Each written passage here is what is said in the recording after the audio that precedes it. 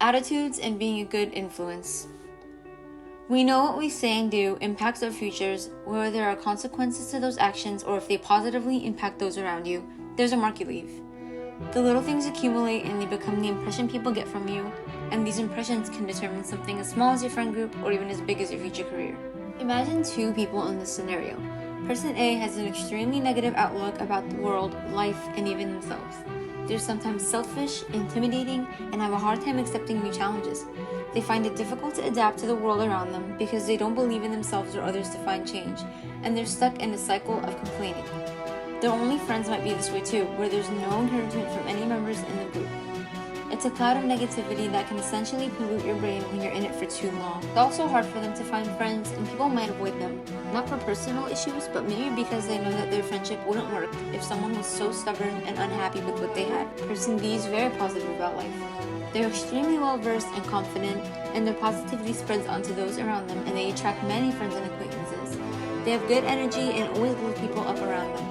It's also good to look for people with positive attitudes. It's something you should always be surrounded by. You deserve to get praised by friends, and they can help you grow. Putting yourself with people who could care less can make you shift your perspective into something negative. Positive outlooks can change the way others see things. When they're receptive to change and are encouraged to become their best self, it can really work. This changes not just them, but others that they might come into contact with. A little bit of help can go so far. It's important that we bring up the people around us with our words and that we bring ourselves up to be the best that we can. It's important to understand others and put ourselves in their shoes. And it's important to have a good attitude and motivate others so that they may also change their habits.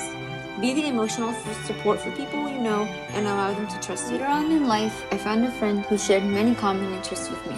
I was really hesitant to open up myself to her as I was used to others turning away from me.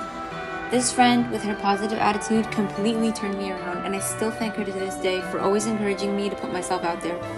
She never holds back with her criticism, and her honesty helps me feel secure around her. Her advice is comforting, but also very straightforward. This is the type of person we should surround ourselves with. Telling ourselves we aren't good enough is a dig at our own confidence and ruins the motivation to perform better in the future to reach the goals we have.